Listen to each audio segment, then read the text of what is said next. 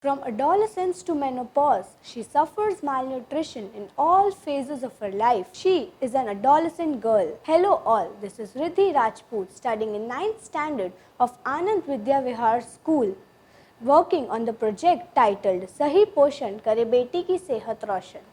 Do you know 50% of adolescent girls in India are malnourished? Looking at the statistics of Vadodara, I really got disappointed. So I decided to work on this topic. I assessed the nutritional status and took physical measurements of adolescent girls. Then I created awareness about the nutritional needs of adolescent girls. The objectives of my action project were to take the physical measurements, that is the height and weight of 45 girls. Then we collected the data regarding the dietary habits, the knowledge of girls on adolescents' nutrition and malnutrition through a questionnaire. Then we created awareness about the nutritional needs of adolescents. Then we analyzed the data obtained through the questionnaire to find the nutritional status and knowledge of girls regarding nutrition. Then we created awareness regarding importance of healthy food using resources like PPT, games, recipes, informal talks, interactive sessions, etc. Then we created an inventory of nutritious, affordable food available at the local markets and distributed it to the beneficiaries. By doing so, we contributed to Prime Minister's Mission Nutrition Poshan Abhiyan, and we also empowered adolescent girls as they are a vital bridge between the present generation and the next. Mrs. Nalini Varghese, the principal of St. Mary High School, Gorva, Vadodara, and took her verbal consent. Then we had an informal talk with the beneficiaries.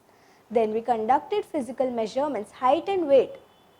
Then the beneficiaries filled a questionnaire. We used various resources like questionnaires, stadiometers, weighing machine, etc. The data obtained was used to assess the nutritional status of adolescent girls by calculating BMI, body mass index, and we used the reference standard set by World Health Organization Asia Pacific 2010. We found out that around 33% girls were underweight, whereas 40% were overweight or obese. Their knowledge regarding adolescents' nutrition, malnutrition was really very poor. Around 50 to 60% girls had no knowledge regarding nutrition, malnutrition and adolescence. We drew an inference to give them awareness in the form of a presentation.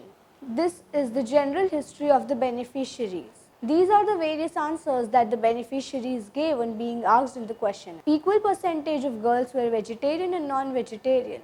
Most of them considered dal rice as healthy amongst all the listed food items. Almost all the girls ate all the fruits and almost all of them played outdoor games regularly. Then we conducted a workshop and created awareness regarding the importance of nutritional needs of adolescents using various resources like PPTs, games, recipes, informal talks, etc.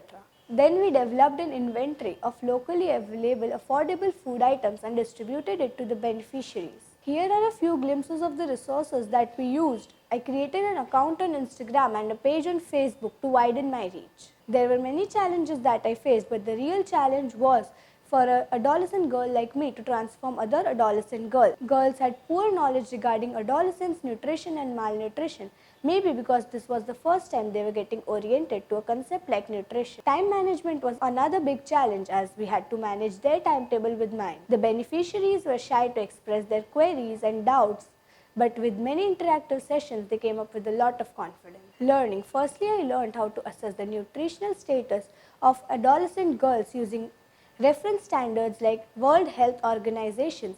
Thus, the knowledge gained would be used in future with a much larger sample space. I realized that health is wealth. In a country like India, having the highest youth population in the world, it is important to accomplish all our goals. I felt very joyous to contribute to Prime Minister's Mission Nutrition Poshan Abhiyan.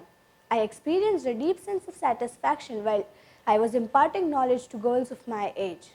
Learned the importance of patience as one has to be patient enough to complete all the tasks given by leads. The outcome of the project. There are many outcomes of the project. There is dual burden of malnutrition persisting in India, and our study also established this. This is mainly due to unhealthy eating habits.